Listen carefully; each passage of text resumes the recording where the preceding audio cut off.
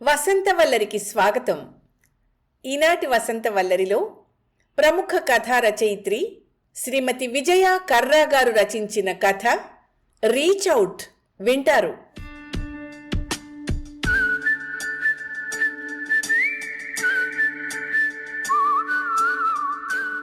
రేణు మరోసారి అసహనంగా ఫోన్లో టైం చూసుకుంది. ఆమె అసహనానికి కారణం రావలసిన బస్ టైంకి రాకపోవడం ఒక్కటే కాదు, కొద్ది దూరంలో మోటార్ బైక్ పైన కూర్చుని వెక్కిలి చూపులతో మాటలతో విసిగిస్తున్న ఇద్దరు యువకులు కూడా. పక్కన నించున్న పెద్ద మనిషి ఇదేమీ తనకు పట్టనట్టు ఎదురుగా ఉన్న సినిమా పోస్టర్ల కేసి చూస్తున్నాడు. బస్టాప్ ఎదురుగుండా హోర్డింగులు పైన ఉన్న మూవీ పోస్టర్లలో అతి కురుచ దుస్తులు వేసుకుని కరీనా, కత్రీనాలు నిలబడున్నారు. త్వరగా ఇంటికి వెళ్ళి ఫిజిక్స్ అసైన్మెంట్ పూర్తి చేయాలి, బస్సు తొందరగా వస్తే బావుండని వందోసారి అనుకుంటూ ఉండగా దూరంగా వస్తూ కనిపించింది బస్సు. 2 అడుగులు ముందుకు నడిచి అది తన బస్సు కాకపోవడంతో నిరాశగా వెనక్కి తిరిగింది. పోస్టర్లు చూస్తున్నా ఒక్కడిని ఎక్కించుకుని బస్సు కదిలింది. బస్సు బయలుదేరగానే బైక్ వెనక కూర్చున్నవాడు దిగి నవ్వుతూ ఆమె పక్కకు వచ్చి నించున్నాడు. ఇంకెంతసేపు వెయిట్ చేస్తావులే, ముగ్గురం కలిసి బైక్ మీద పోదాం రా అన్నాడు. మనసులోని ఆందోళన పైకి కనిపించకుండా జాగ్రత్త పడుతూ వాళ్ళిద్దరినీ పట్టించుకోనట్టే నటిస్తూ పరిస్థితి శృతి మించితే ఏం చేయాలో మనసులోనే చకచక ఆలోచించసాగింది రేణు. 10 అంకెలు లెక్కపెట్టి ఈలోగా ఏ బస్సు వస్తే అది ఎక్కడమా, లేక రోడ్ క్రాస్ చేసి ఎదురుగా ఉన్న రెస్టారెంట్కి వెళ్ళడమా? 1, 2, 3 ఆర్యా కాలనీ అని రాసున్న బోర్డు పక్కన స్కూల్ వ్యాన్ వచ్చి ఆగింది. క్లీనర్ దిగి తలుపు తీసి పట్టుకుంటే 4 నుండి 10 ఏళ్ల వయసున్న పిల్లలు ఒక్కొక్కరే దిగసాగారు. తలుపు దగ్గరకు వచ్చిన 5 ఏళ్ల దీపుని చటుక్కున ఎత్తి దగ్గరగా హత్తుకుని అటూ ఇటూ ఊపి బొగ్గపైన గట్టిగా ముద్దు పెట్టి కిందకి తింపాడు క్లీనర్. కిటికీలో నుండి చూస్తున్న కొందరు, వెనకాలే దిగుతున్న పిల్లలు కొందరు వెంటనే గట్టిగా నవ్వారు. డ్రైవర్ క్లీనర్ కేసి చిరాగ్గా చూశాడు. ఆ చూపుకి సమాధానంలా భలే ముద్దుగుంటది పాప అన్నాడు క్లీనర్. డ్రైవర్కి తన ఇంటి దగ్గర స్కూల్లో ఆ ఏడాదే చేరిన కూతురు గుర్తుకొచ్చింది. ఏదో అనబోయి ఊరుకున్నాడు. అవమానం, సిగ్గు లాంటి పదాలు తెలియవు దీపుకి. కానీ వాటి తాలూకు భారం ఏదో మోస్తున్నట్టు కందిన మొహాన్ని దించుకుని కాళ్ళీడుస్తూ ముందుకు కదిలింది. వ్యాన్ నుండి ఆఖరుగా దూకినట్టు దిగింది 11 ఏళ్ల శక్తి. ఆ అమ్మాయి చూపంతా 10 అడుగుల ముందు వెళ్తున్న దీపు పైనే ఉంది. ఓసారి పిలుద్దామా అనుకుని ఆగిపోయింది. అపార్ట్మెంట్ కాంప్లెక్స్ దగ్గర అప్పటికే ఎదురు చూస్తున్న దీపు వాళ్ళ అమ్మ దీపుని చేయి పట్టి లోపలికి తీసుకెళ్లడం చూసింది. గబగబా పరిగెడుతున్నట్టు మెట్లెక్కి తన ఇంటి తలుపు గడియను టకటకా కొడుతూ అమ్మా అమ్మా అంటూ వరుసగా 3 సార్లు పిలిచింది. అబ్బా ఏంటి శక్తి, ఒక్క నిమిషం ఆగలేవా అంటూ సవిత తలుపు తీయగానే స్కూల్ బ్యాగ్ సోఫాలోకి విసిరేసి అర్జెంటుగా మనం ఇప్పుడు దీపు వాళ్ళ ఇంటికి వెళ్ళాలమ్మా అంటూ వెనక్కి తిరిగింది. శక్తి చెయ్యిని కంగారుగా పట్టుకుని ఏమిటా తొందర, ఎందుకో చెప్పు ముందు అంటూ ఆపింది సవిత.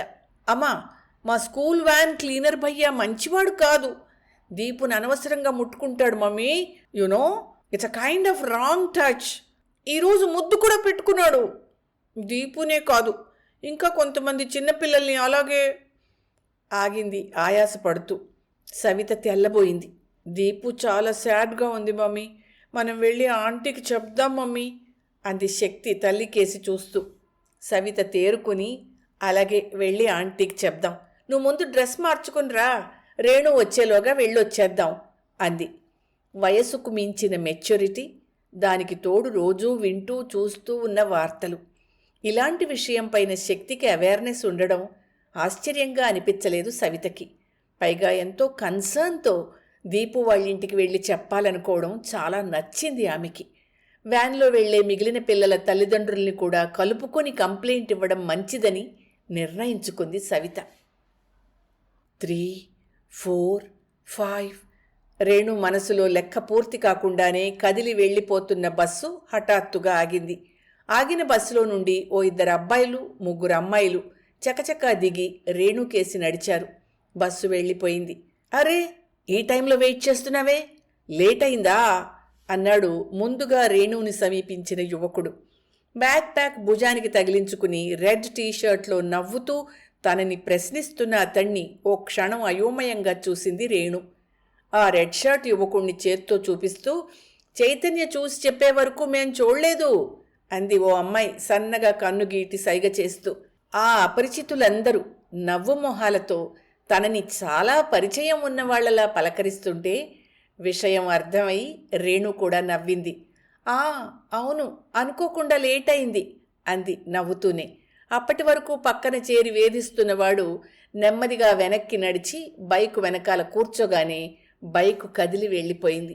ఒకరినొకరు పరిచయం చేసుకున్నాక జేబులో నుంచి ఓ కార్డు తీసి రేణుకి ఇచ్చాడు చైతన్య. ఇప్పుడు మీరున్న స్థితిలో గాని మరింకే అవసరమైనా గాని వస్తే ఈ హెల్ప్ లైన్కి కాల్ చేయొచ్చు. మీరు ఏరియా వైజ్ వాట్సాప్ గ్రూప్స్ కూడా ఉన్నాయి. ఎక్కడ ఎవరికి ఏ అవసరమైనా 2 నుండి 3 వరకు వెళ్తాం. ఇందులో చేరే వాళ్ల పూర్తి వివరాలు, ఫ్యామిలీ, స్నేహితులు అన్నీ తెలుసుకుని రికార్డు చేసుకుని మరీ చేర్చుకుంటాం. మీరు చేరండి, మీ స్నేహితులను కూడా చేరమని చెప్పండి. రేణు నవ్వి, థ్యాంక్ యూ, తప్పకుండా చేరతాను అంటూ కార్డు అందుకుంది.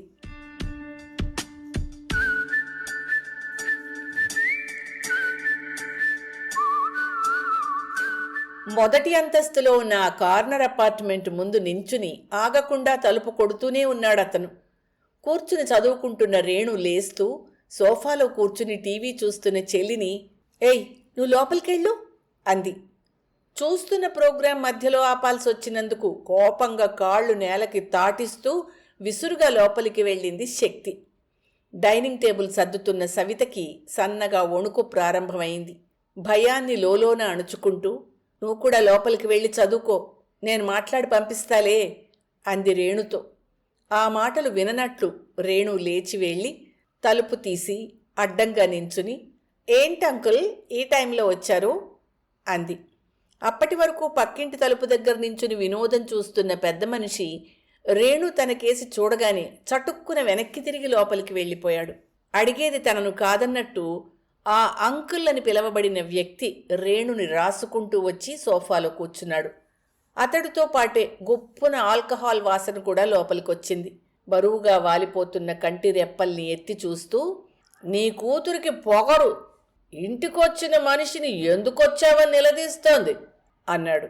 ఆడపిల్లలున్న ఇల్లు, మీరు ఈవేళప్పుడు ఇలా రావడం ఏం బాగుంటుంది చెప్పండి? సవిత కంఠం వణికింది. ఆడపిల్లలున్న ఇల్లు కాబట్టే యోగక్షేమాలు అడగడానికి వచ్చాను. నా స్నేహితుడు పిల్లల కుశలం నాకన్నా ఎవరికి కావాలి? అవునులే, చేసిన సహాయం ఎవరికి గుర్తుంటుంది కనుక అన్నీ మర్చిపోయి ఇప్పుడు నన్నే ఎవడివని అడుగుతున్నారు. ఇక తప్పదన్నట్టు డైనింగ్ టేబుల్ దగ్గర ఉన్న కుర్చీలో కూర్చుని సవిత అతడు చెప్పేది అన్యమనస్కంగా వింటోంది. వింటూ ఆలోచిస్తోంది. నిజమే, భర్త పోయినప్పుడు ఆ తరువాత పెన్షన్ పనుల్లోనూ స్నేహితుడిగా, సాటి ఉద్యోగస్తుడిగా దగ్గరుండి చాలానే సహాయం చేశాడతడు. ఆ తర్వాతే అతడి ధోరణి మారింది. ఇంచుమించు 3 నెలల నుండి ఇలాగే వచ్చి విసిగిస్తున్నాడు. అతడలా తాగి వచ్చి ఎలాంటి అవమానాలు తెచ్చిపెడతాడో అన్న దిగులుతో పాటు చుట్టుపక్కల వాళ్ళు ఏమనుకుంటారో అన్న బెంగ కూడా రోజురోజుకి ఎక్కువ అవుతోంది. వాళ్ళింటికి వెళ్ళి కంప్లైంట్ చేద్దామనో లేదా పోలీస్ కంప్లైంట్ ఇద్దామనో రేణు ఒకటే గొడవ. భర్త పోయినప్పుడు పలకరించడానికి వచ్చిన అతడి భార్యని ఒకే ఒక్కసారి చూసింది. చెప్పితే అర్థం చేసుకుంటుందో లేదో, తమనే తప్పు పడుతుందో ఎలా తెలుస్తుంది? ఏమీ తెలియని పొరిగింటి చిన్నపిల్ల దీపు పరిస్థితికి, అన్నీ తెలిసి ఏమీ చేయలేకపోతున్న తన నిస్సహాయ స్థితికి పెద్ద తేడా లేదనిపించింది ఆమెకి. తల్లిని చూపులతో తడువుతున్న అతడి దృష్టిని మళ్లించడానికి, అంకుల్ మీరింక ఇంటికి వెళ్ళండి, చీకటి పడింది అంది రేణు హెచ్చరిస్తున్నట్టు. వెంటనే అతడు రేణుకేసి తిరిగి, నువ్వు ముందు నోరు మూసుకుంటావా అని కోపంగా గద్దించాడు. సవిత మనసు చివుక్కుమంది. తండ్రి కూడా రేణుని అంతలా ఎప్పుడూ కసురుకోలేదు. రేణు ఇక ఆగలేకపోయింది. ఉక్రోషం, బాధ పొంగుకొచ్చాయి. సాయంత్రం చైతన్య ఇచ్చిన హెల్ప్ లైన్ కార్డు పుస్తకం మధ్యలో నుంచి తొంగి చూస్తోంది. పైన రీచ్ అవుట్ అన్న అక్షరాలు మెరుస్తున్నాయి. దాన్ని అందుకుని మరో చేత్తో ఫోన్ తీసుకుంది. ఆ నంబర్ను చేర్చడం కోసం కాంటాక్ట్స్ ఓపెన్ చేసి చూస్తుండగా లిస్టులో 3వ నంబర్ పైన చూపు నిలిచిపోయింది. ఓ క్షణం ఆలోచించి ఆ నంబర్ని వేలుతో మీటి బాల్కనీలోకి నడిచింది. ఓ 3 నిమిషాలు మాట్లాడి లోపలికొచ్చి తిరిగి పుస్తకం చేతిలోకి తీసుకుంది. మరో 4 నిమిషాల్లో అక్కా బావున్నారా అంటూ లోపలికి అడుగుపెట్టింది 4th ఫ్లోర్లో ఉండే చంద్రకళ. వెనుక చేతిలో పేపర్తో ఆమె భర్త. అతని వెనుకే 10 ఏళ్లలోపు అమ్మాయి అబ్బాయి ఇంట్లోకి వచ్చేశారు. వేసుకున్న నైటీ పైనే ఓ చున్నీ వేసుకుని ఆమె, పైజామా నైట్ షర్ట్లో అతడు ఎక్కడివక్కడ వదిలేసి మరీ వచ్చేసినట్టున్నారు. ఏంటక్క మీరు ఎక్కడా కలవరు, సొసైటీ మీటింగ్స్కి అసలే రారు, ఇట్లా అయితే ఎట్లా అంటూ చంద్రకళ సరాసరి వెళ్ళి సవిత పక్కన కుర్చీలో కూర్చుంది. ఆమె భర్త అతడి ఎదురుగుండా సోఫాలో కూర్చుని తెచ్చుకున్న పేపర్ సీరియస్గా చదవసాగాడు.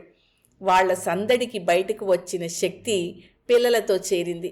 బయట కనిపించినప్పుడు పలకరించడమే గాని ఎప్పుడూ ఇంటికి రాని చంద్రకళ ఫ్యామిలీతో సహా ఇలా రావడం, నిత్యం వచ్చి వెళ్లే వ్యక్తిలా కబుర్లు చెప్పడం సవితకి చాలా వింతగా అనిపించినా తెలియకుండానే గుండెల నిండా ఊపిరి తీసుకుంది.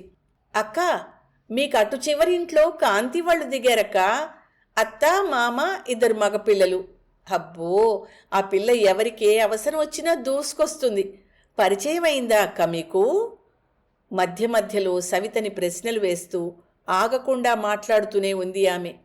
పేపర్ చదవడానికే అక్కడికొచ్చినట్టు పేజీలు తిప్పి తిప్పి చదివేస్తున్నాడు ఆమె భర్త.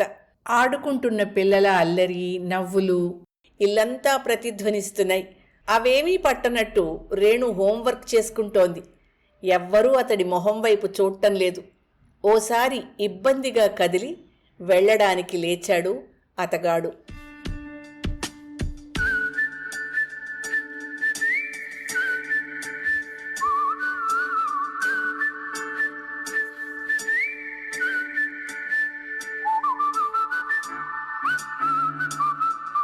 వసంతవల్లరిలో ప్రముఖ కథా రచయిత్రి శ్రీమతి విజయ కర్రా గారు రచించిన సందేశాత్మక కథ రీచ్అవుట్ విన్నారు.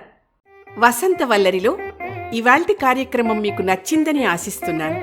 అందుకే లైక్ చేసి మీ మిత్రులకు బంధువులకు లింక్ను షేర్ చేసి మీ అమూల్యమైన అభిప్రాయాన్ని నాకు కామెంట్ బాక్స్లో తెలియచేయమని, వసంతవల్లరికి సబ్స్క్రైబ్ చేయమని విన్నవించుకుంటూ మీ వసంతలక్ష్మి అయ్యగారికి సెలవు మరి.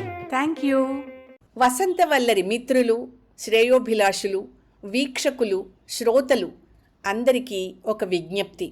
గతంలో లాగానే ఎప్పటికప్పుడు నా కథలను విని స్పందన తెలియచేయమని కోరుతూ, నేను చదివిన కథ మీకు బాగా నచ్చినట్టయితే తప్పకుండా హైప్ ఆప్షన్ నొక్కి నన్ను ప్రోత్సహిస్తారు కదూ.